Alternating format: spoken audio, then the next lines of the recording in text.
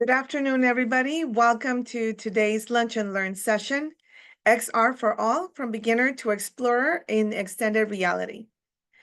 We want to welcome our panelists for today, Alexandria Horn, Queen Thomas, and Lexi Cleveland.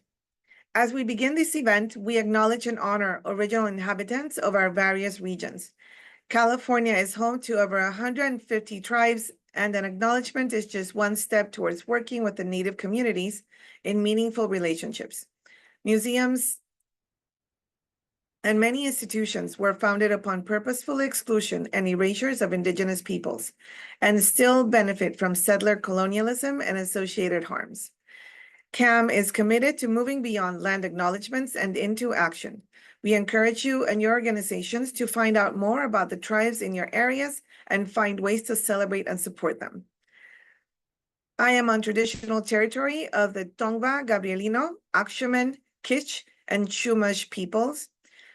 We are going to share a link in our chat section that is helpful to identify more resources to learn about where the tribes in your area are. My name is Solimar Salas. I'm the Vice President for Content Innovation and Outreach at the Museum of Latin American Art in Long Beach, California. Welcome to today's session. As we move on for a little bit of housekeeping before we get started, we want everybody to know that this webinar is being recorded. Live captioning is available through the National Captioning Institute. For those of you just joining, CAM Programs Manager Rochelle will post the link in the chat box again where you can access the captioning. So please take a look at that in your chat boxes. The presenters will respond to questions at the end of the presentation during the webinar. Feel free to type your questions using the Q&A icon or function, which you can find at the bottom of your Zoom screens. The chat box will also be open. And Rochelle and I will be monitoring both just to make sure that we get all the questions responded. If you have a technical issue, please send the host a message using the chat and send an email at programs@calmuseums.org. And we will do our best to address your question. With that, I also want to move forward and give thanks and our appreciation to the sponsor for this Lunch and Learn series. This event is part of CAM's Lunch and Learn free webinar series and is exclusively sponsored by Balfour Property Restoration. Balfour is a worldwide leader in integrated disaster recovery and restoration services. With over 450 locations and a team of more than 11,000 people, skilled professionals at your service, Balfour is ready for any disaster, 24 hours a day, 7 days a week, 365 days a year. Balfour has the experience, resources, and capabilities to respond to any disaster, large or small. Balfour offers more recovery services than any other restoration contractor. More information about them may be found on their website at www.balfour.com/en/US. With that, I'm going to pass it on to today's panelists. Thank you again for being here with us, and we look forward to what you have to share with us. Thank you so much, Soli, for the introduction. Let me go ahead and get the screen up.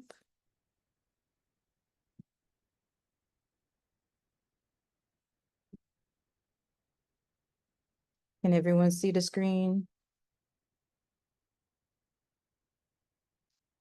All right, welcome to this webinar. My name is Queen and I'm here with Lexi and Alex, and we're here to talk about XR for pretty much everyone, from beginner to experts, and how we kind of got into extended reality ourselves, which is definitely a journey to talk about and everything. So some of the topics that we'll talk about is a little bit, like I explained, ourselves, understanding what XR is and the basics, exploring our own journeys, how can you get started in XR, some of the cases that we were involved with, and just like Soli, we'll have questions at the end, but you feel free, if you have a question, to ask while we are in the mid talking that you feel like you need to know the answer right then and there. Please feel free to just type it up and then we'll definitely answer it up for you. So, like I said, my name is Queen. I am a technologist, but more graphic designer. I work with Art Glass, which is an augmented reality company that works with cultural attractions, historic sites, and as well as entertainment areas as well too. We pretty much create augmented reality experiences for these locations to give kind of like a storyline for all the things that you need to learn and information that you need to really understand and try to deep dive into. I'm also a student as well. I am a student for psychology major. I am very interested in understanding people, the behavior, and I think along the line that kind of helped me with everything that I go through. And I'm originally from Florida, but I came from DC and now I'm in Richmond, Virginia. So I'll hand it off to Lexi. All right, howdy everybody. My name's Lexi Cleveland. I'm Executive Vice President at ArtGlass. So like Queen already mentioned, ArtGlass is a software and services company. So we have our own platform, we have our own apps, and this is all tailored to serving cultural sites and attractions. And since this focus is on, extended reality from, essentially being a beginner to being an expert, I do not have a technology background. Although I'm a technologist now, I am a public historian. So that's where I got my start. And the reason that the technology appealed to me was because I care more about storytelling, and I'm more flexible in what tool I'm using to do that storytelling. So the technology came to me because I wanted to accomplish the goal of teaching history, and I found it to be a useful tool. But now I'm totally in love with augmented reality as a means of teaching history. In a previous life, I worked at Colonial Williamsburg. I've also worked in libraries. So very much coming from a historical, academic background, and then finding myself somehow in these software services and entertainment industry. So it's been a long journey. All right, and then we have Alex. Hi, everyone. So my name is Alex Horn, and I am the Education and Programs Coordinator at the Japanese Friendship Garden and Museum in sunny San Diego, California. I have been here for the past 3.5 years. Some of my duties include field trips, programming within Japanese culture, wellness and sustainability, as well as outreach. And I have lived in Japan for 3 years where I was teaching English to elementary schools. And once the pandemic hit, I came back and joined the JFGM team. And here I am. While I am not the most tech savvy, when I joined in, I was introduced to the idea of involving VR and gardening. I didn't know what to expect, but I did come to realize what we could do in terms of outreach and involving communities who are underserved and may not be able to come to the garden and bringing it to them. So very excited. Awesome. Thank you, ladies. All right, so now we get down to the goodness of it all. What is XR? If down in the chat, if you want to know, do you actually know XR? Do you know augmented reality? Do you know VR, mixed reality? Have you tried it? Have you had any experiences? Do you know what XR is? Lexi, can you give us a rundown of what XR is? Yeah, sure. So extended reality is a spectrum, and I see that somebody has used all of the above. So that's great. Awesome. And I think we're finding that people can answer that increasingly more than when we first started. So as a company, we've been around for about 10 years now. So when we first started, nobody had any idea, what augmented reality was. A lot of people had heard of virtual reality. If you've ever used something like Snapchat or Pokemon Go, that's augmented reality. And that's frequently a lot of people's first introduction to the technology, even if they didn't understand exactly what it was. So extended reality is the full spectrum of the reality different types. So you have augmented reality, which is essentially overlaying digital content over your real world view. You have mixed reality, which is kind of a little more interactive than augmented reality. So if you think of augmented reality as an overlay, mixed reality means that you can actually, touch that digital object, or that digital object is responding to the real world. So augmented reality, overlay, mixed reality, there's interaction between the virtual and the real. And then virtual reality is a fully virtual environment. So it has no bearing on the real world whatsoever. And when you talk about all those, it's extended reality. So kind of augmented reality on one end, virtual reality on the other end, and then MR somewhere in the middle, would be kind of the quick and dirty explanation of extended reality.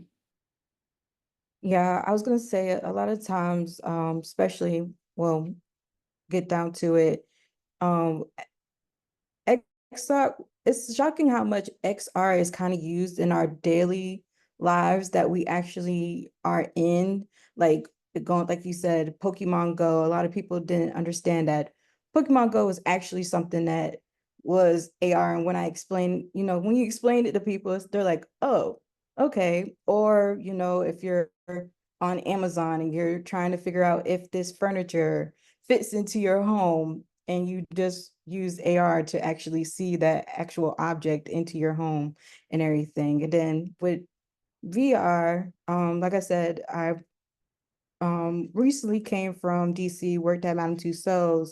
We kind of had our own VR experience there, and a lot of people were unsure what VR was until they actually jumped in and was like, oh, it's like it was more like a roller coaster experience. So it's amazing how things can go into XR in our daily lives and where it ends up coming in for work, and everything.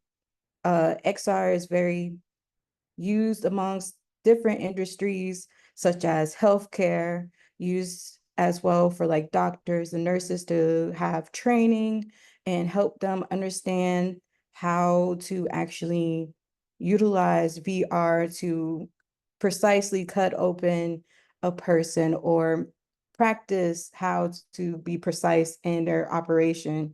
Going from mechanics use VR as well to showcase the actual engine and figuring out what exactly is going on and what's wrong with the actual car or vehicle or whatever engineering that they have going on, and being able to spot it and being able to, I guess, order and go ahead and function from that way. So actually having XR around has, without warning, been in a lot of people's field and has entered into people's lives, like sometimes I guess unexpectedly and everything. Like Lexi said, it's now becoming something that's known, but I think it's we never really realized it, how long it's been around us. So this is where we decide to tell you our journey and how we actually got involved. Alex, would you like to start off with your journey? Sure. So, as I said in my intro, didn't know anything about VR, had never even put on a VR set, but our partners at the San Diego Yokohama Sister City Society came up to us saying, we have a project where we actually want to do an exchange with a high school in Japan, showing the daily lives of a San Diegan, which includes schools, travel, and the garden. So it involved doing a lot of recording around the garden. We are 12 acres, second biggest institution in Balboa Park. So it did take some time. After we got to see the video, I was just amazed on how beautiful it was that you could just see from a VR set or even from the phone. And so I had asked him, could we do more with this? Could we record different seasons within the garden? So over the last 2 years, we started recording the different seasons, such as our very popular cherry blossom season, where we have over 200 beautiful trees in bloom, pink everywhere. And then at the same time, we were doing an outreach project called the Be Genki Outreach, where we would go out to different underserved communities within San Diego, provide a pop-up exhibit with programming and activities and exhibit collections. And we decided, why not bring the garden to them? We already have everything recorded. Let's go ahead and just see what happens. And so we brought the VR sets to libraries and communities, let people try them on, and people were amazed at how much they were able to see. Um, so we are continuing to do this project. We are still growing, but we do have quite a few goals for the near future. That's awesome. Lexi, would you like to go next? Yeah, sure. So just to talk a little bit about my initial introduction to XR technology. Once again, I think like I'm like most people where it was essentially like Pokemon Go, or I guess if it's like virtual reality, I guess maybe video games from like, yeah, the early 2000s, but like Pokemon Go was really when I was first like, wow, this is really cool. And then I ended up working at Art Glass through a kind of roundabout way. I was working at a cultural heritage law firm, and then the lawyers who founded that firm decided to start a technology company, and they're like, oh, hey, you like history, you know how to write scripts and stuff, here you go. And I was totally out of my depth. I was like, I have no idea what's going on. I do not animate. I am not a technologist. And so it was a lot of just kind of building the plane as you fly it type learning. So if I can learn it, anybody can, because I did not come from this background whatsoever. Um, Key milestones and learning experiences. Oh yeah, Pokemon Go Summer was nuts. Yeah, it was great. That was the best. So key milestones and learning experiences. Everything's a learning experience because once I did not go to school for this. What you're seeing on screen now is actually a screenshot from the first tour that we made on the US side of our company, which was at President James Monroe's Highland Plantation. So, starting off with wearable technology. So we're using smart glasses. This is like, I think 2017 or something. So this is the first time anybody had even done that in the US. And, you have these learning experiences like, is this too gimmicky? Is it appropriate to use like Pokemon Go technology to talk about slavery? You have all these weird questions that it's like, you can't ask anybody because you're the only one doing it. So a lot of weird milestones and learning experiences, but it's all been really fascinating. And a lot of challenges. I mean, just technology itself is ever evolving, things become obsolete. Just having to deal with things like weather using technology. So we've launched tours in everywhere from like the Saudi Arabian desert to like frozen mountaintops. Oh, it snows. Yes, like knee deep in the snow, so you're fighting the environment, you're fighting, technology, you're dealing with all sorts of different cultures and personalities. So I think every project is different. And that's what makes augmented reality really interesting, is because it is contextual. So, it is directly relevant to the environment you're in. So no two projects are alike because no two sites are alike. So yeah, my journey from novice to expert has been filled with a lot of interesting experiments, but it's been a blast. Mm-hmm. And for me, where I started was not, I guess it was kind of subtle. Not, well, it was, so like I started at Madame Tussauds in DC, which for those who don't know, is a wax museum. And basically they were getting ready to work with Lexi at Art Glass to create an augmented reality experience for that location. So I was at the time just a guest service, just minding my business. I would see Lexi come by and everything and not know what the heck was going on until one day we had to pretty much test out the tour and get an idea of what it is. And other than Pokemon Go, that was probably my second experience with augmented reality in that extent, and actually like dealing with like smart glasses in a way. I'm not, like I said, I like tech, but I was never into like the gadget more type. I was most likely into like the computers and everything. So it was just like seeing that and having that experience there was kind of interesting and fun at the same time to actually do.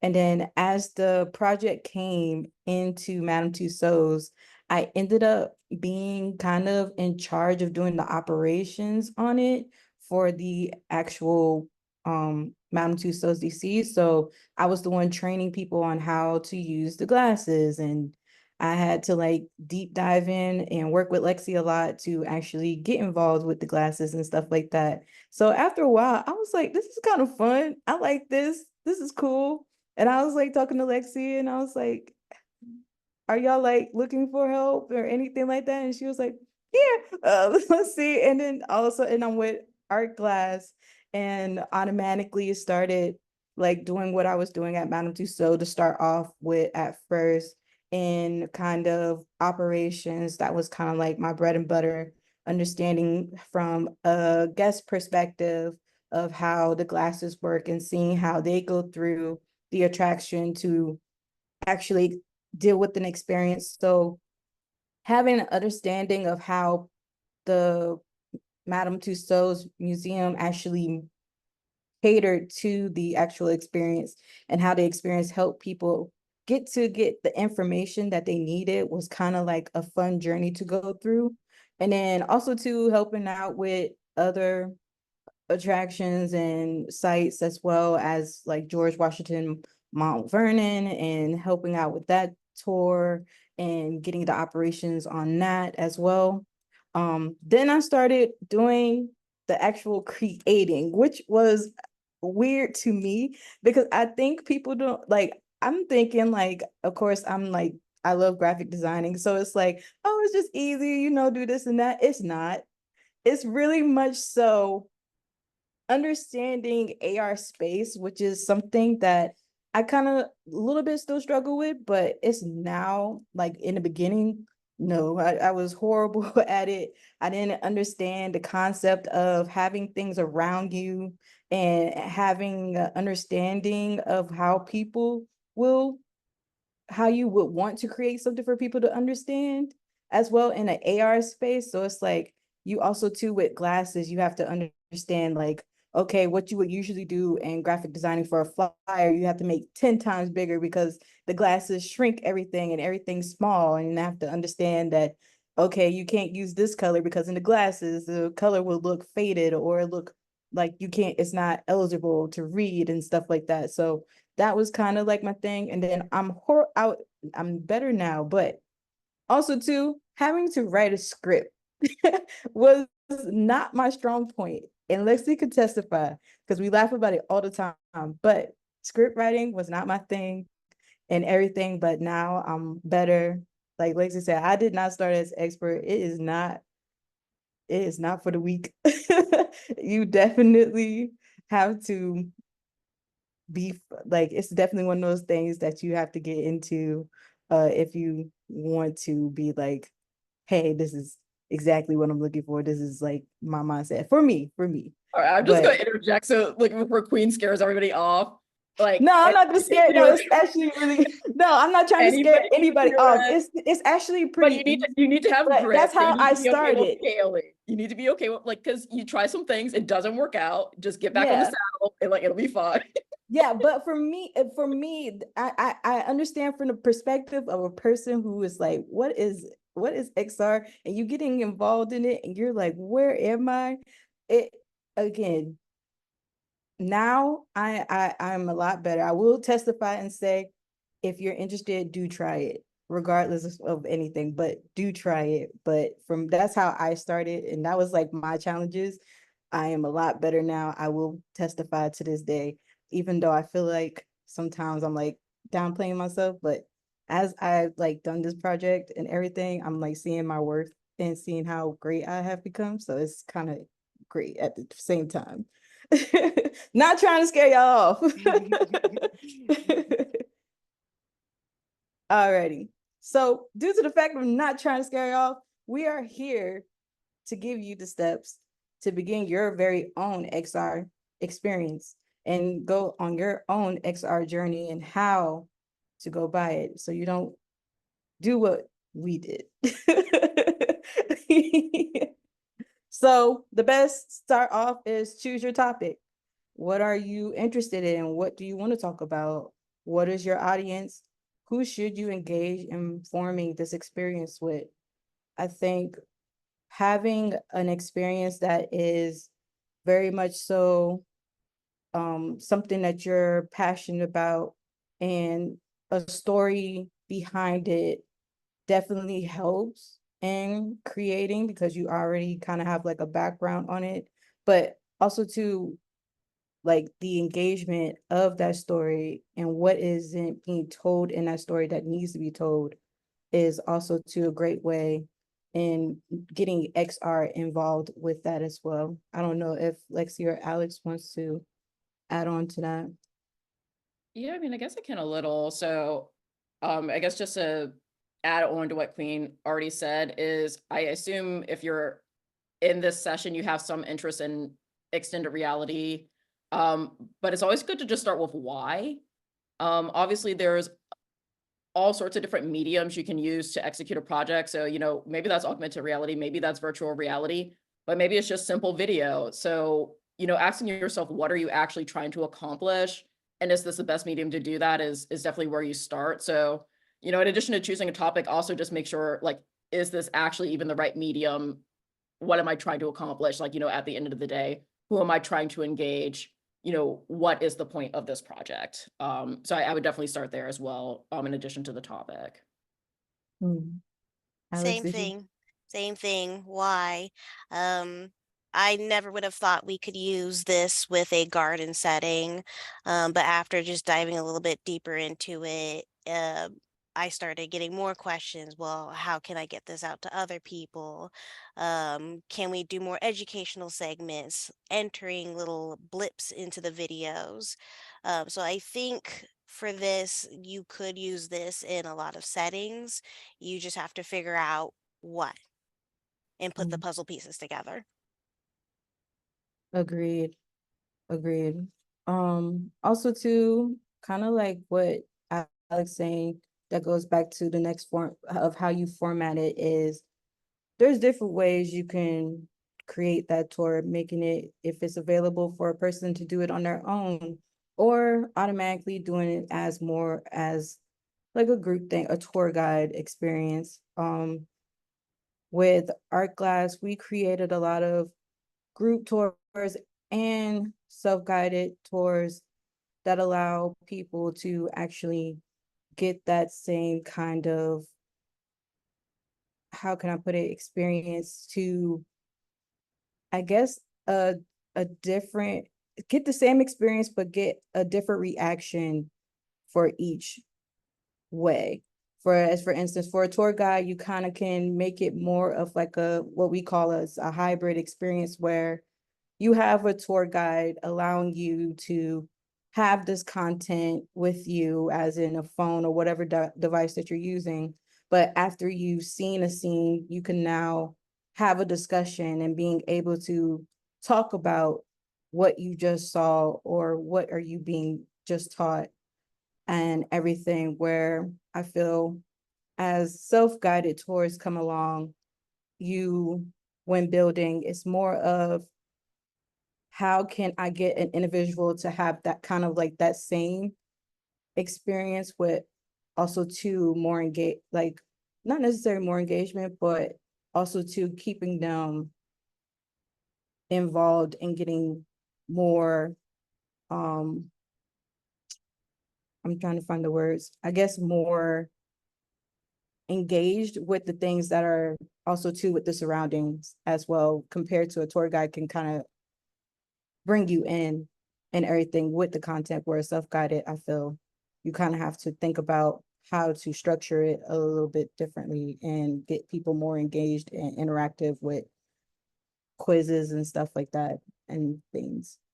Um, don't know if y'all want to add on to that or not as Yeah, well too. I can add on a little bit. So just to add on to what Queen said, things like format are important for a number of reasons. So once again, answering kind of that why is like where you start, because if say your why is you want to get more people engaged, then the self-guided might be a better choice because then you can run that any time of day. Whereas if it's a guided tour, then you need the staff to actually run and guide the tour. So, by default, you're serving fewer people. I kind of prefer guided tours if it's a really heavy topic. And we'll talk about that a little later in case studies, because if you are tackling things like genocide, slavery, people have a lot of feelings about this. People have a lot of opinions and thoughts. And so it can definitely be helpful to have a discussion. Whereas if it's a self-guided tour, it's just kind of unidirectional. They experience the tour and then they move on without having anybody, interrogate what they're feeling, question what they're feeling. So it can be a really useful tool, but I think self-guided can have limitations, just depending on what subject matter you're trying to approach with it. And then even just choices like hardware. If you have something like smart glasses, those are really cool, but those can also be kind of expensive. Whereas if you're using something like a phone, most people have smartphones these days, so it's a lot more accessible. So there's all sorts of different toggles that you need to think through. And this question list, as we go through, kind of helps in the initial thinking, but your why really guides, kind of the rest of these. If you're like, well, yeah, I want to reach as many people as I can, then smart glasses are out. Most people do not have smart glasses. If it's, well, I want a really mind-blowing experience that's kind of exclusive, then great, that can be a guided experience on glasses. So kind of depending on what you're trying to accomplish really dictates what format is most appropriate for that. Yeah, I agree with that, because also too, kind of like what you said, like as the questions go down, each one of them is kind of like a reference to each other. So it's like now it's like locations of two features. It's gonna automatically be based on, okay, of course your why, like what you decided. Okay, you decided a tour guided experience, like you said, because this is more of a touchy subject. But when it comes to hardware, and you can also too speak on this, Lexi, is you have to kind of think about the location that you are in as well too, to think about, okay, as something like we had experience with is Mount Vernon, where things might not go well with certain glasses during a certain time of the year or something like that. Or if you're wanting to be in a location that is constantly, I guess, heavy in snow, but you want to do an outdoor experience, I don't think that's, not saying that you can't, but it might not be the best to be like, okay, maybe have more of an idea of where you want your location, and having that be also to your set stone into how you pick your devices as well. And then understanding your surroundings as well too, of how that whole experience will work as with a tour guide. And again, like you said, self-guided, because like with Madame Tussauds, we'll get deeper in Madame Tussauds as well too, but location for like where you store things, where you have things located for certain experiences, and having your surroundings like in a busier area, like when you create in your actual tour, you know that in this part of museum, it gets fully packed and everything. And okay, I don't want everybody to just be cramped up, because you got to think of the flow of the traffic as well too, to kind of create your experience as well too. So it's like, okay, if everyone is always over here, that also too paints into the story as well too. Maybe this is something that is already being told. What is something in the museum or in that area that isn't being told as well too, to give your story a more interesting factor, or another way of telling another story that doesn't get told as often when people are just walking past it as well. And then decide on your augmentation. I don't know if y'all both want to speak on anything. Yeah, so just kind of to the previous point, when choosing objects and locations, there's also like a ton of factors that go in there. And it also kind of goes back up to point one, is what subject can you or should you talk about? So, maybe there's objects in your collection that are sacred and you have no real business, like, 3D modeling those. Maybe you need to get people's permission to do that. Mhm.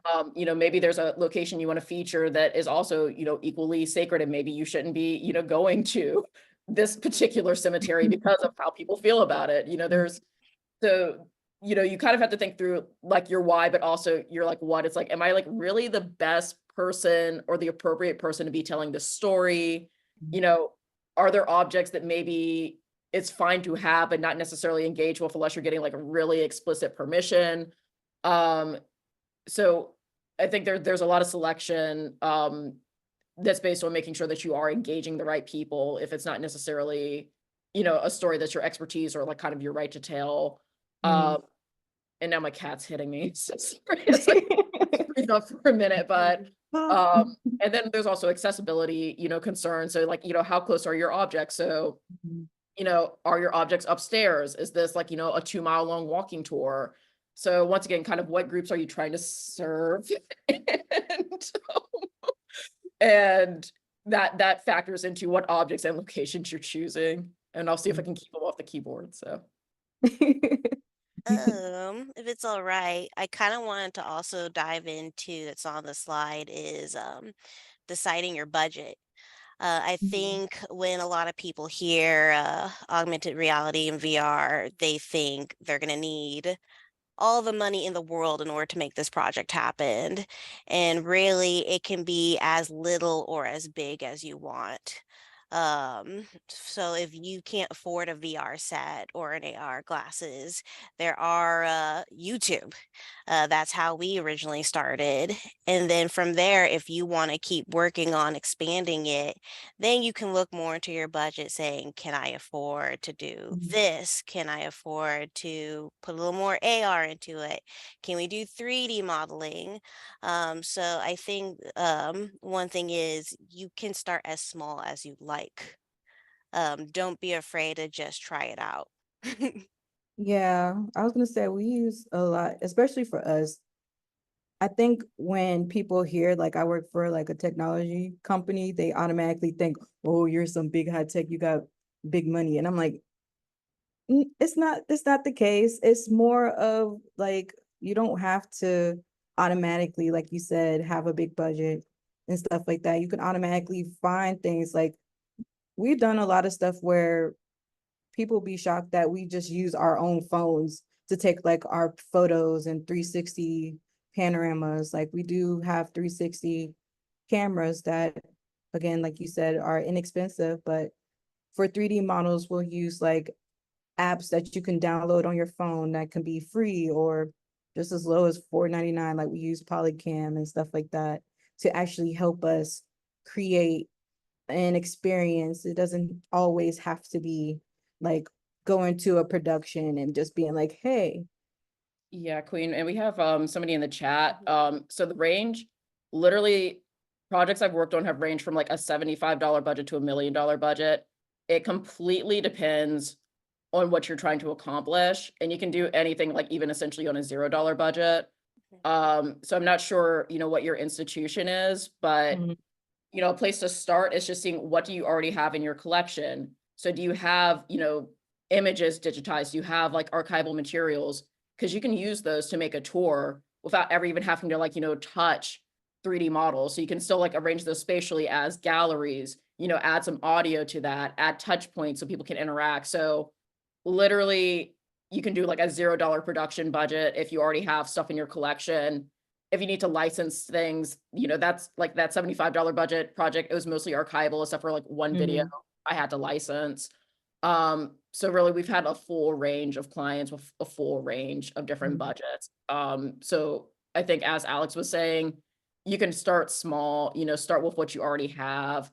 If you have Mhm. particular questions about your use case, like, you know, feel free when we get to Q&A or, you know, even after to email us and happy to kind of assess that for you. But literally the budget is whatever you want it to be.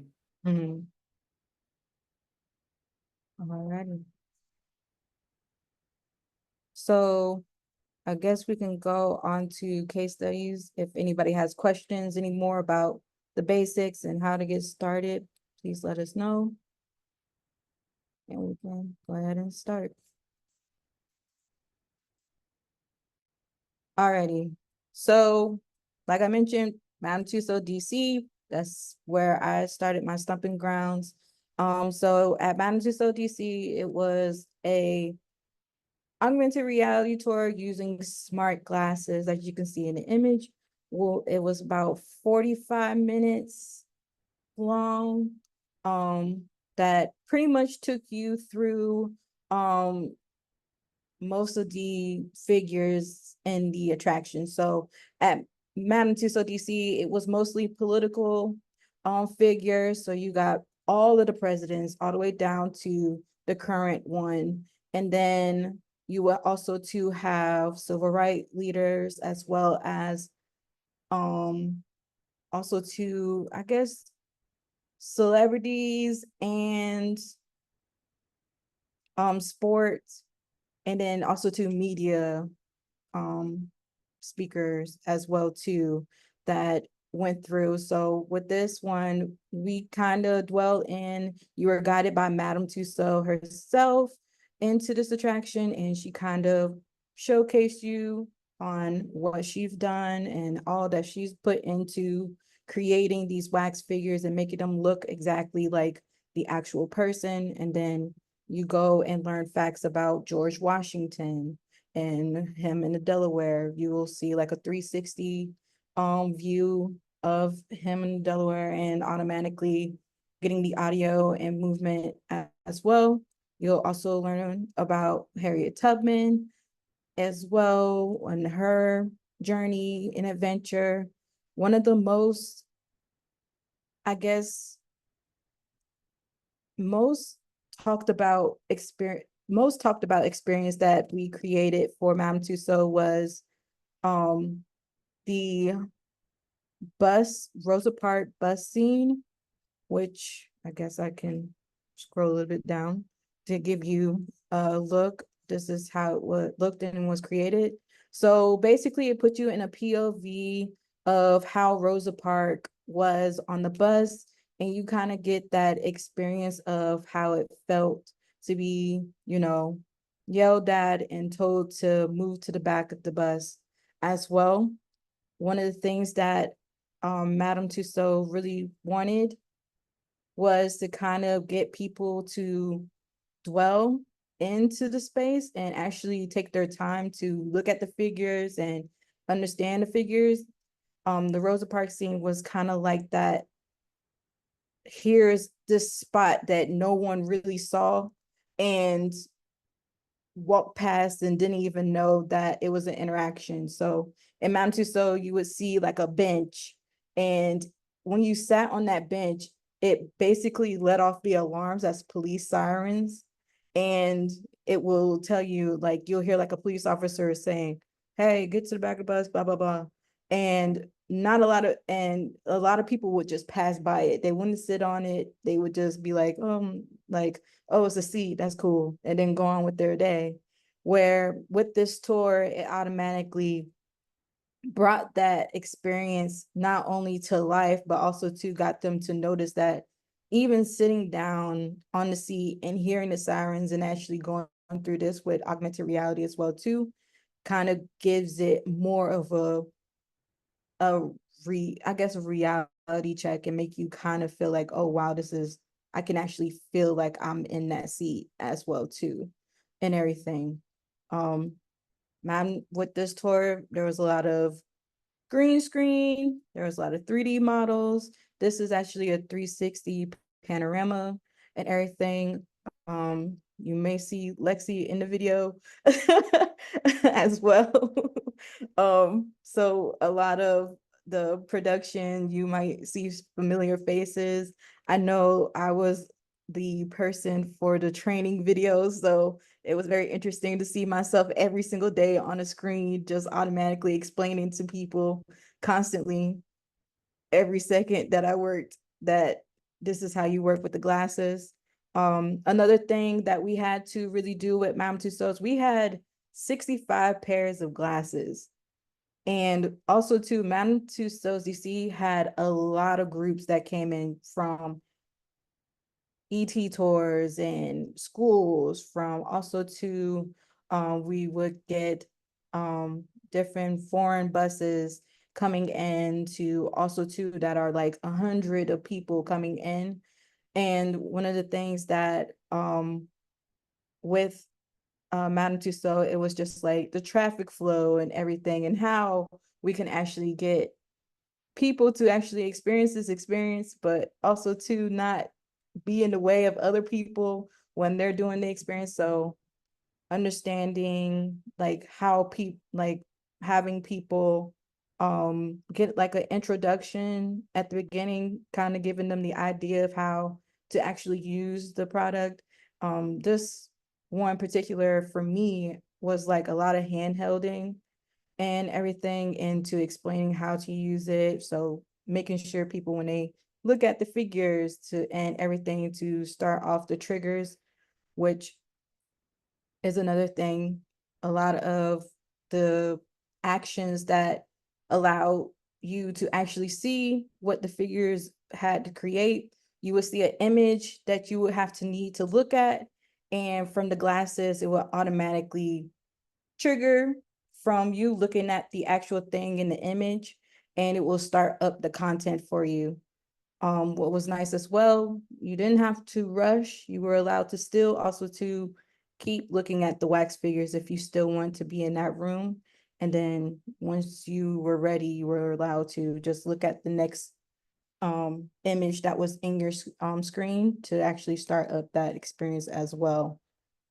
Um, this one was very fun to watch people do and watch them like turn around and look around and get excited about getting more facts about and everything, and people being like, oh, thank you for like this is actually really cool because I actually got more interesting facts, just not the little 3 sentences or 1 sentence that you get from the little plaque that you see on the right next to the figure, and it got them to actually be more interactive.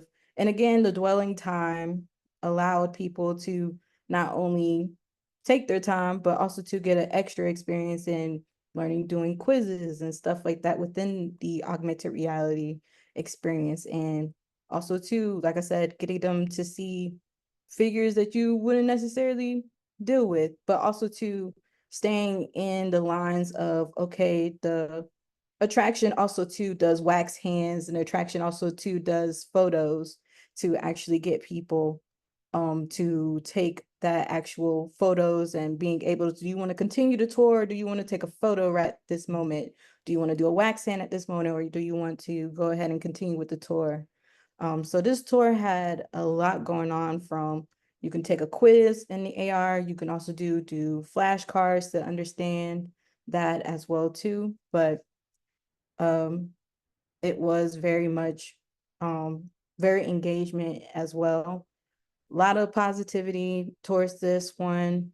Unfortunately, due to COVID, we kind of had to figure out with operations of how to do everything, because as you guys know, with COVID, it was pretty much like, okay, how do we sanitize the product? How do we hand these off to multiple people and everything? Which was nice that it was still glasses, so it didn't bother people that were wearing masks or anything like that.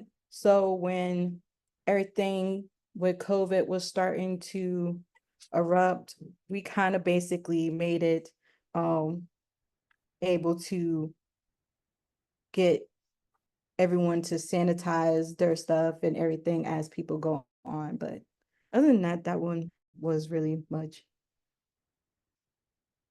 interesting tour and actually fun. Unfortunately, due to COVID, that is no longer available. Awesome. Alex.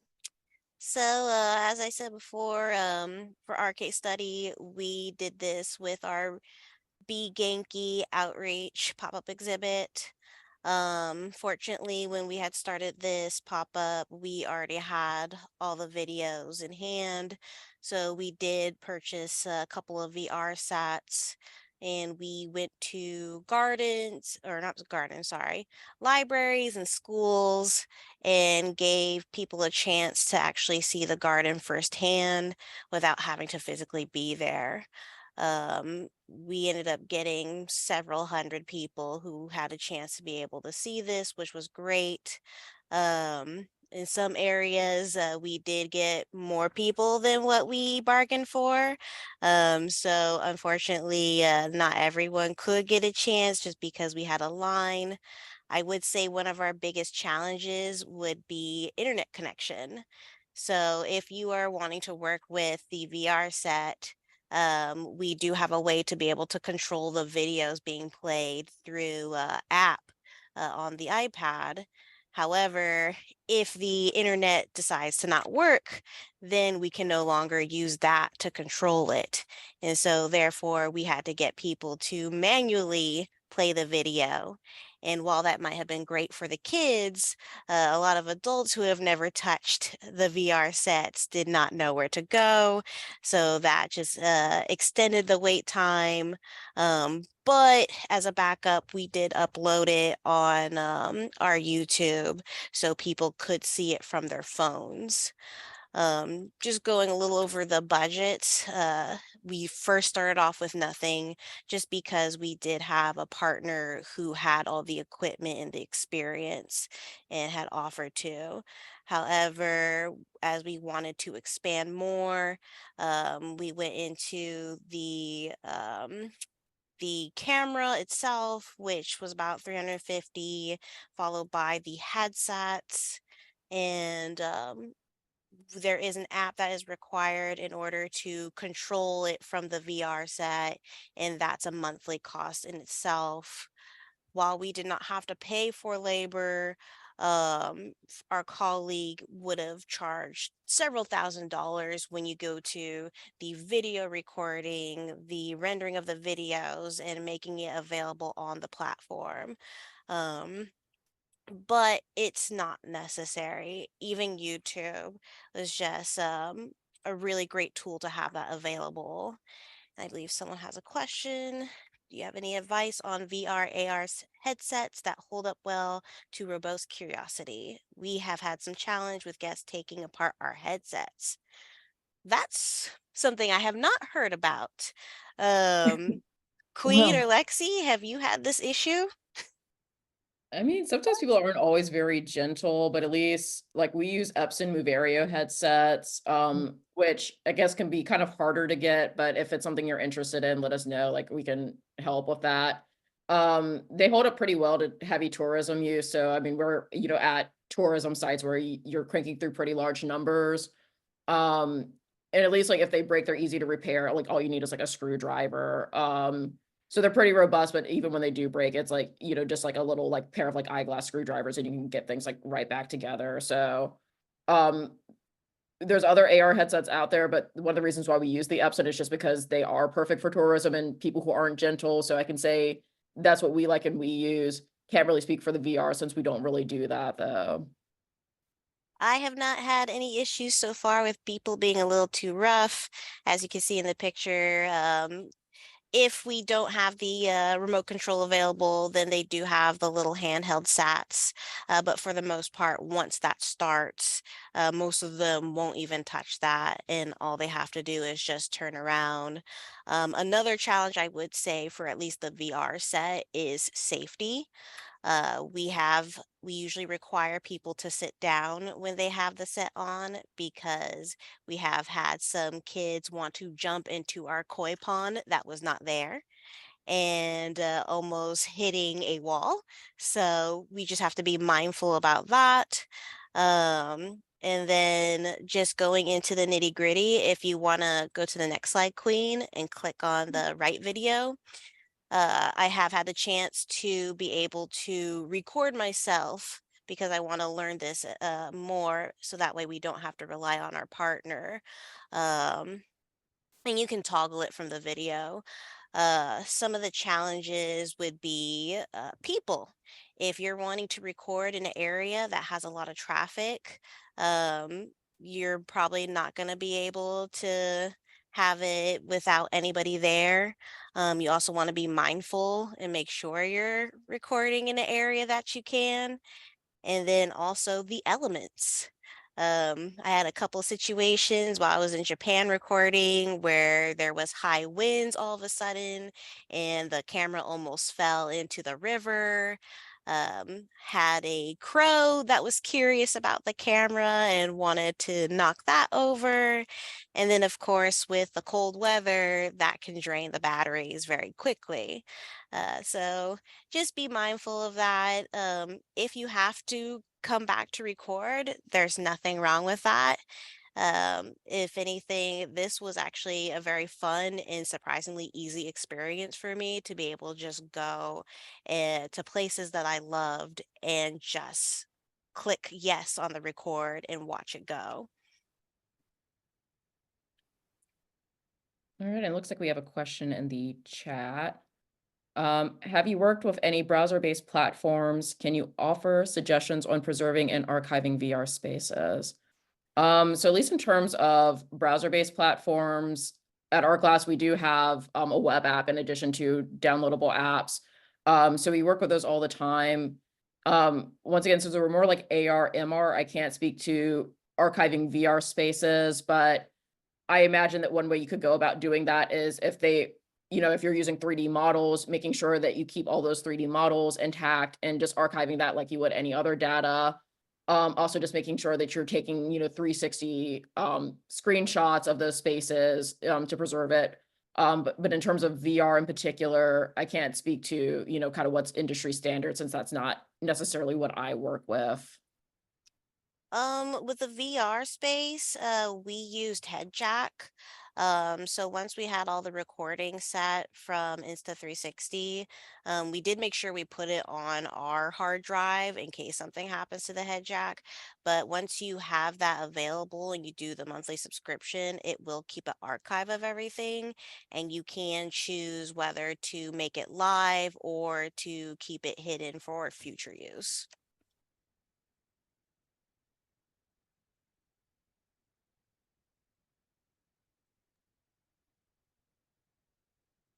Hi, so I am popping up to invite any last minute comments or questions that we have for our panelists. It's been a fantastic presentation. The case studies have been great. And I think a lot of the resources that you've shared make it definitely possible for any small budget or big budget entity to dive into this field. Again, all it takes is just having the resources ready and looking at how you, like the example that you were talking about, the Pokemon Summer, how you're looking at tech and how that converts into our spaces for collections and to present our content. So that is really absolutely fantastic. So any closing comments from the panelists? I mean, thank you all for spending time with us. I know you could be doing 1,000,003 other things, so we appreciate you attending. I know there's probably still questions you have. You can always feel free to reach out to either myself or Queen, and I'll volunteer Alex too, because I'm sure she's very nice. Of course, Yes. please. Yeah, don't be a stranger. Feel free to reach out to us. And we're happy to answer questions that maybe we didn't get to on this session. Yeah, thank you guys for having us. I guess my closing comment would be if you think you can do it, go ahead and try for it because you can start off really small, and from that, it could really just expand across the horizon. Wonderful. And it really does, right after we start researching a lot of the topics that you discussed today, a lot of those questions will arise as we start thinking, how can we apply that to our institutions? So thank you again, Alex, Queen, and Lexi, for your time, your knowledge, your experience. It's been absolutely fascinating and a joy to have you as part of CAM's programming of Lunch and Learn series. For those of you that are with us, please join us in the upcoming Lunch and Learn program on July 25th, a new chapter for NAGPRA, NAGPRA. This is the second series in 3 series that we have during July. So please, Rochelle is going to share the link of where you can also sign up for the upcoming Lunch and Learn series. With that, I am going to say thank you to everybody who stayed with us for this whole hour. And there's more information about the Centering Equity fundraising workshops that are going to begin during August. So please also make sure to dive into the Centering Equity workshops that we're making available to all of our participants. And we're looking forward to more conversations. So again, save the date. Also, this is the final wrap up for 2025 annual conference that will be in San Francisco, California. So hopefully we'll see most of you there. Again, thank you very much, everybody, and we will see you on the next Lunch and Learn.